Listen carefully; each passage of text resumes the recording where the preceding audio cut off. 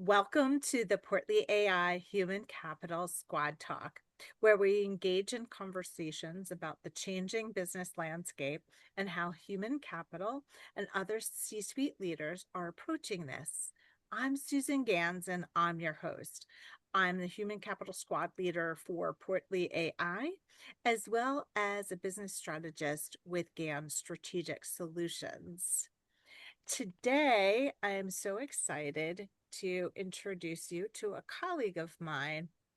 His name is Jeff Levin. Welcome to the show, Jeff. Thank you. You're welcome. So, a little bit about you for our audience sake.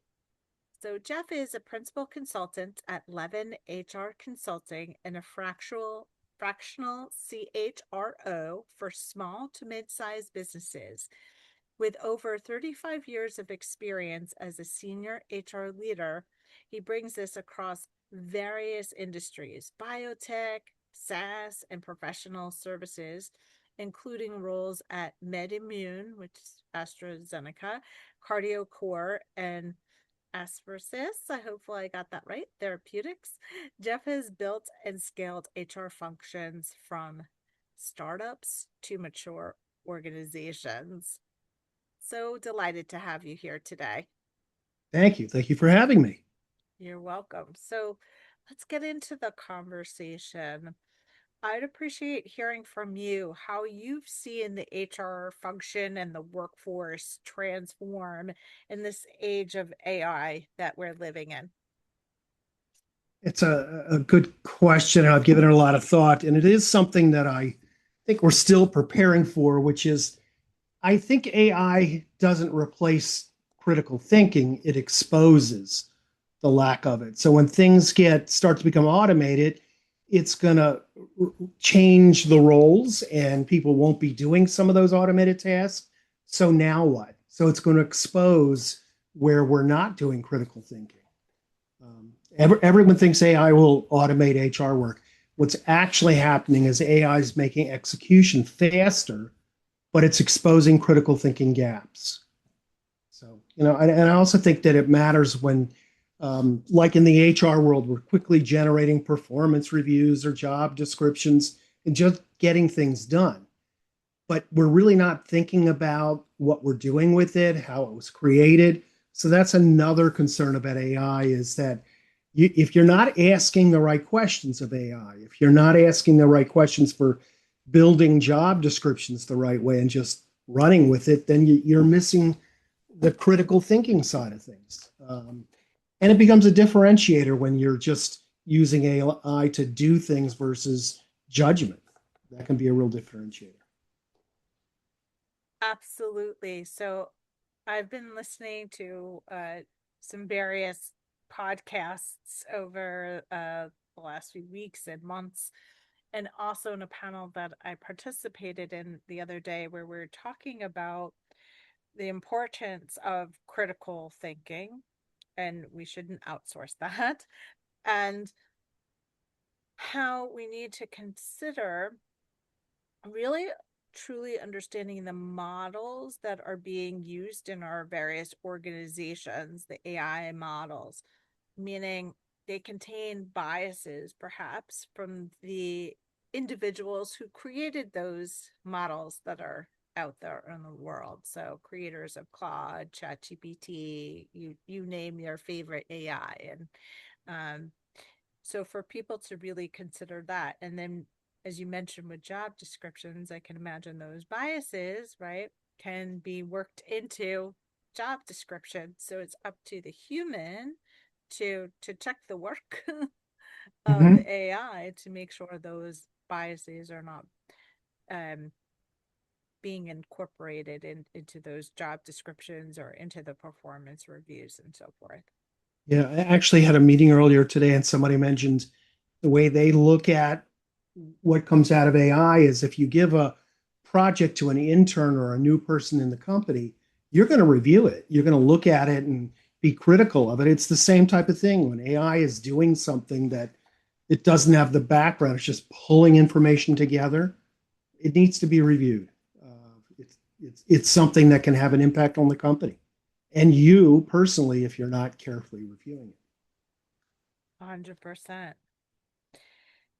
So, what are you doing, Jeff, as a leader in the driver's seat to drive transformation, both from a personal perspective and also professionally?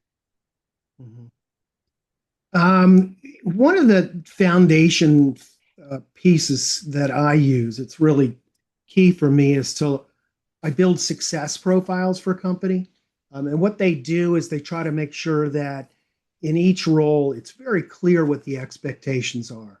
Um, it's related to most transformations or most changes within a company fail because companies focus on the what. They don't really look at the who and the how. And that's kind of what success profiles do.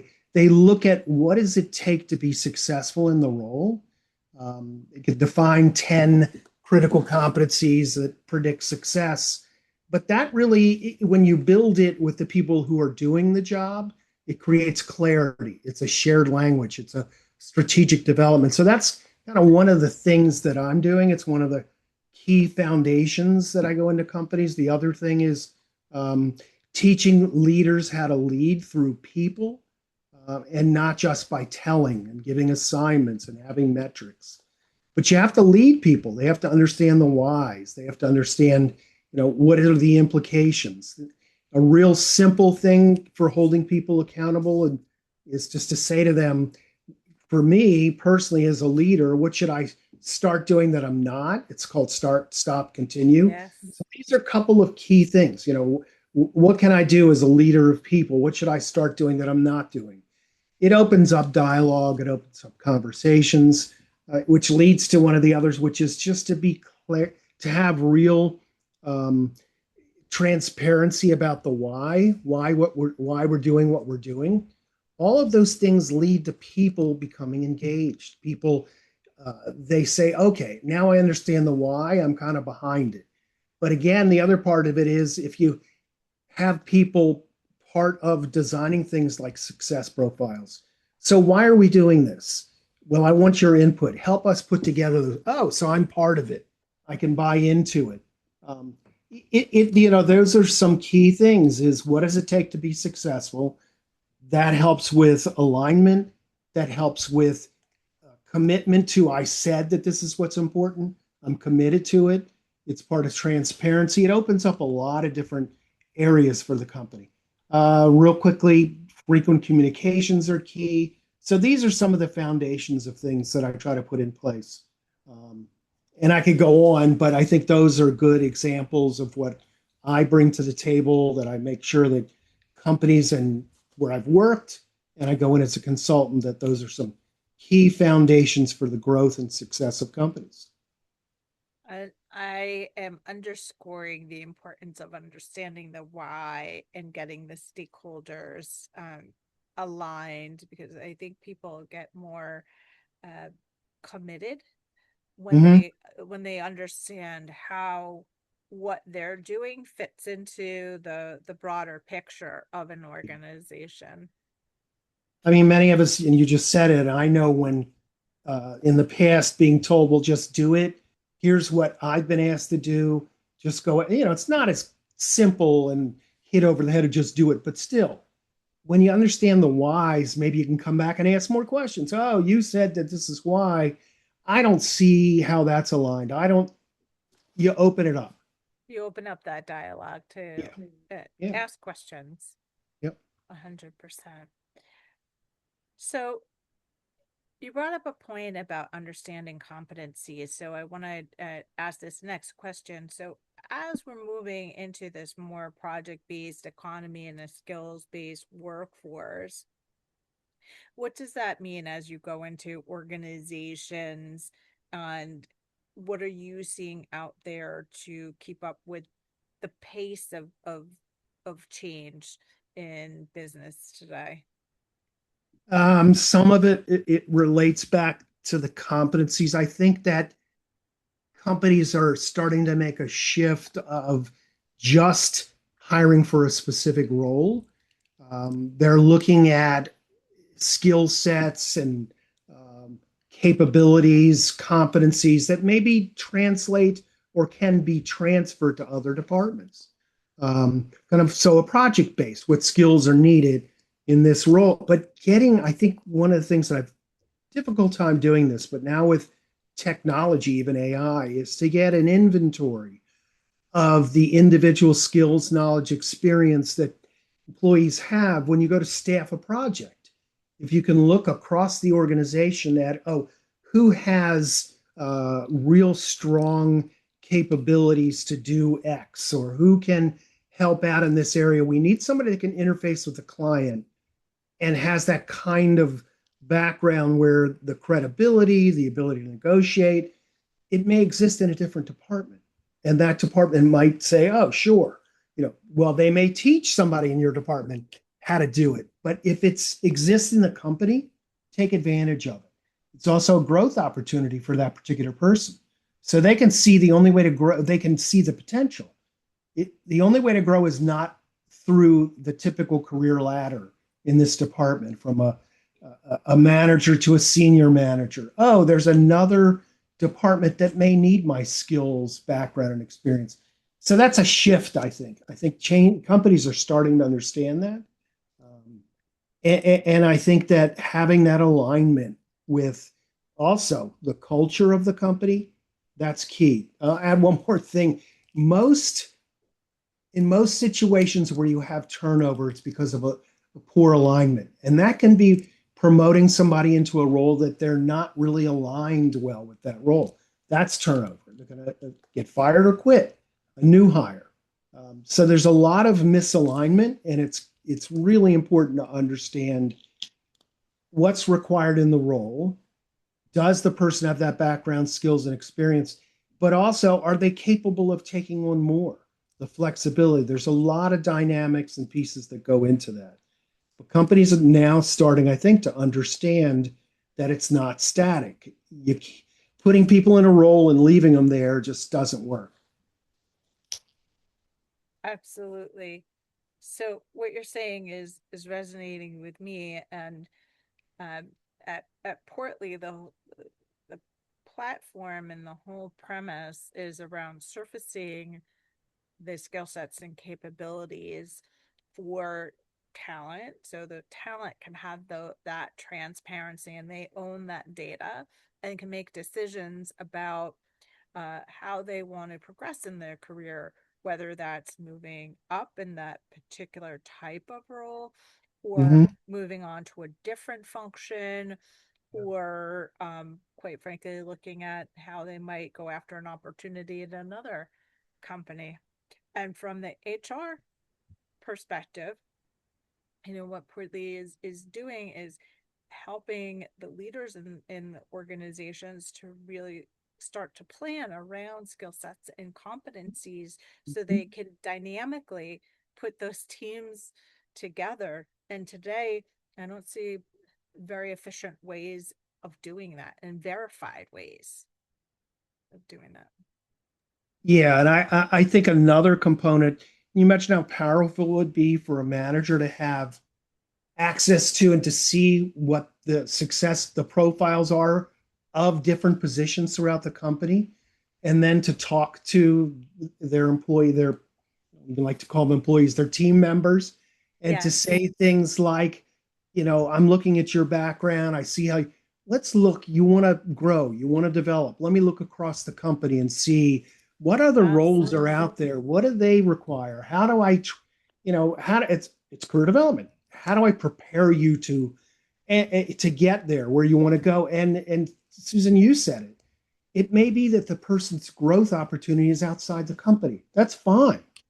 But imagine what a champion they will be of your company. They gave me the opportunities. I grew, I developed, and they supported me with going to a different role because it didn't exist. They're going to recommend that company. You want to grow and develop? Go to that company. And that's what engages. And there's so many studies. Turnover gets reduced, satisfaction, performance goes up when people feel like the the company cares. They care about me. Certainly, we have to tie the person's skills, knowledge, experience into the company and apply it. Sure. Of course. Yeah, but it doesn't mean that we can't help them grow in the role because they're going to help the company grow. Absolutely. That I think people underestimate the power of the employer branding. Yeah. Um, and they can use this very powerful data and conversations to really unleash almost what is potential for this person, whether it's at the company or not at the company. Hmm. At least there's that open dialogue, and so people could be mentored Yeah. around where they want to go. Yeah. Fantastic.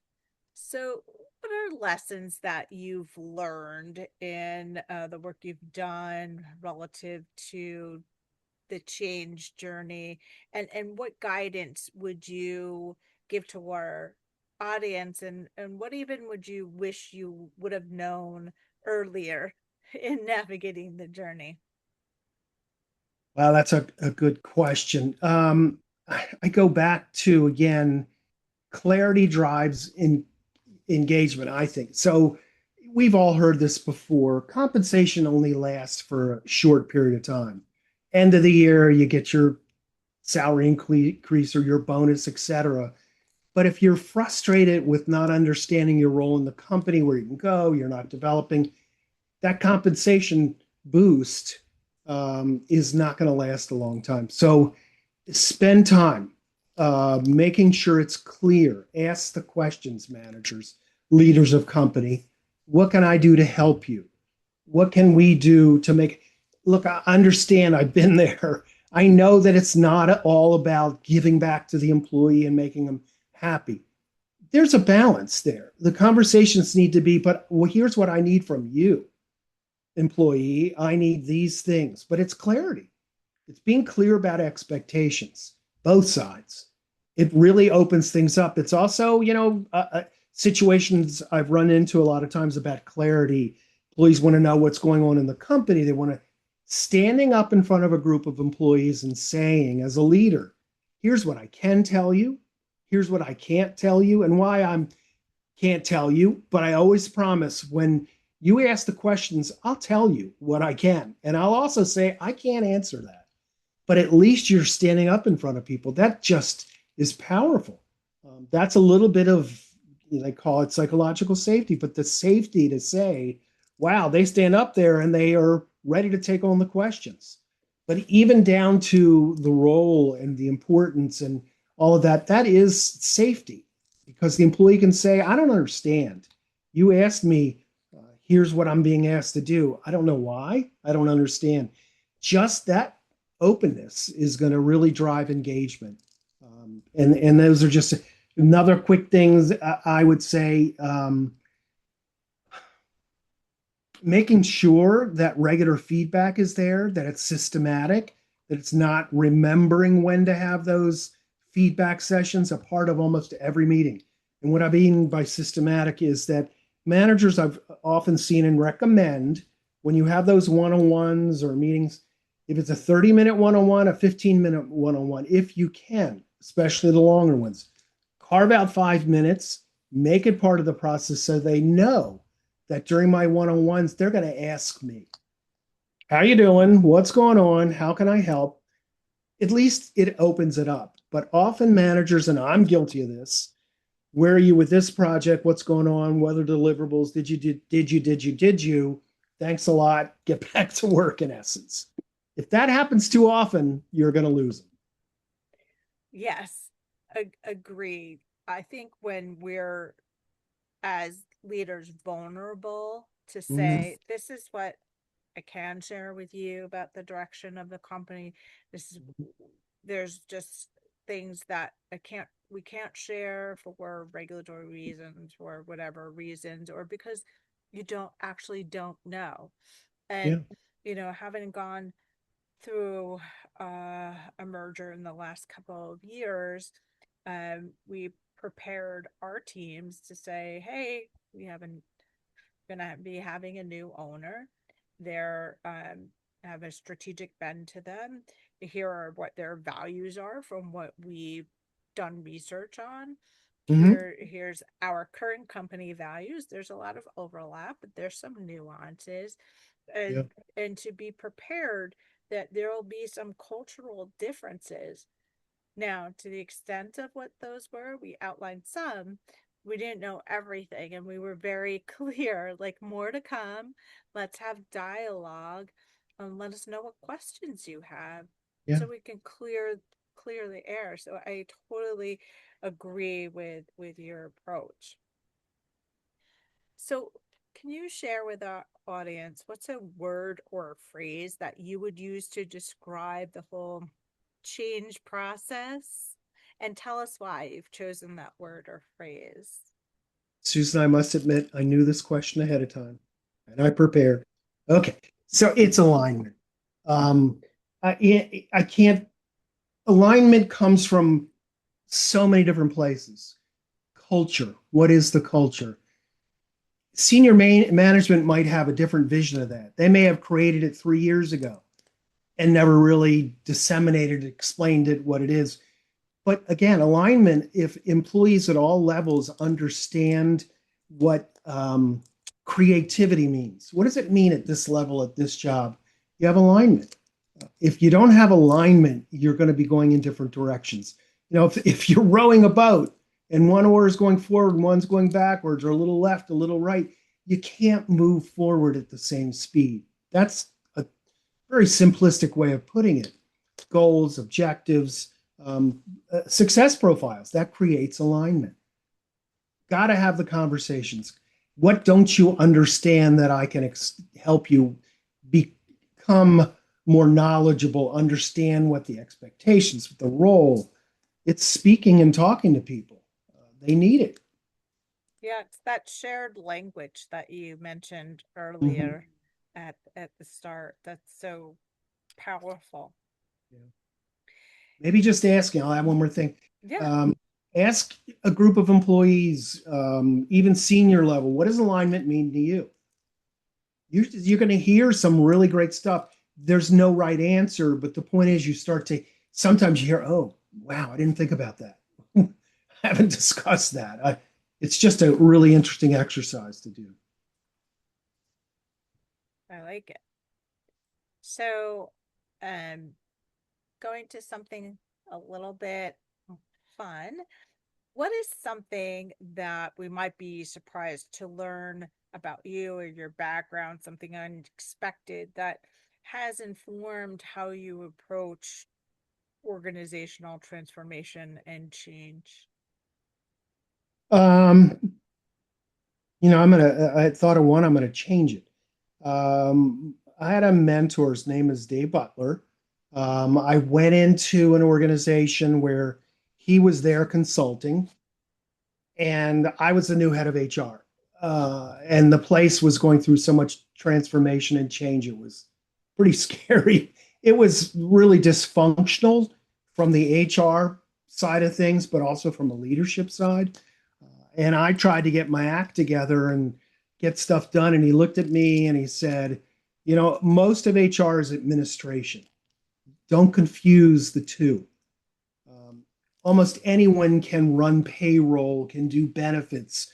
That's not specifically HR. You need to step up as a leader and develop the strategy. And that stuck with me because I had never made the distinction between the two. Administration oftentimes falls under operations, and maybe it should, and leave HR to developing the strategy for people for the growth development, but also for the senior leadership. They need somebody at a seat at the table that can help develop strategy and doesn't come in and report, we've got 10 job openings, they've been open for X period of time, performance reviews are coming up. It's reporting, it's data. That's not strategy. That's trying to get ahead of why is this not done? So maybe the leader of HR can help the rest of the management team understand leadership is not about you didn't do it. Where is it? And I've been in leadership team meetings where you go around the table and status update. That's not leadership. That's checking a box. So leadership is guiding, leading, developing. There's a lot of different ways to describe it. But that really transformed the way I looked at a lot of things. Thanks, Dave. Amazing. I wholeheartedly agree with you because that's my orientation is some of the operations work it's very important. It's compliance, not Hmm. negating that. But the question is that the core competency that you want to develop in your organization, or would you rather outsource that, with lack of a better term, that particular function with over proper oversight and spend more time being strategic around how can the people drive the different goals of the organization, meaning how can they get more revenue in the door? What about Hmm. new product development, R&D, the things that people often say, hey, I don't have enough time to do. But if Yeah. their time were more freed up to spend on the more strategic things, I think HR could be even a more powerful um, existence in a Yeah. company and get closer to what I've always believed, which is that if you invest in people, you can get that return in your company Yeah. and I treat couldn't have them said it like better. family. I completely agree. That is such a key and important point. Yeah. Absolutely. So, in closing us out, uh, what would you like our audience to remember about our conversation today? Okay. I think that some of the important things like them to remember is almost every business problem traces back to people. Um, disconnect with a customer, a sale that didn't go through. You can trace it back to people not executing. Um, but again, do they understand what it takes to execute to be successful? I'd say also, again, clarity drives engagement. Performance it drives engagement and performance more than anything else. Understanding what needs to be done and how to do it, and clarity just between the manager or all the levels. Ask questions of both parties. And then again, in the age of AI, and we talked about this, critical thinking is a differentiator. AI produces data and can give opinions, but it's the critical thinking and the judgment that separates AI from people. Um, and the last thing I'll say is, and you hear this from a lot of different HR people, is take care of yourself. Take the time to eat right, good exercise. But you think about it. Everybody gets stressed out, back up, deep breaths, but think about, am I taking care of myself? Because burnout can lead to poor decision making. It impacts your health. But I know when I'm really stressed and burned out, I'm not always at my best with creativity, with openness. I'm short with people. So that's a key factor. Take care of yourself. Very important words. So, first of all, I want to thank you so much for coming on our show today and sharing your insights. I'm going to underscore a few things that you said that also resonated with me. So, I think it's the shared language around alignment Mhm. and what you said about asking the employees, what does employment alignment mean to you? I thought that was very powerful.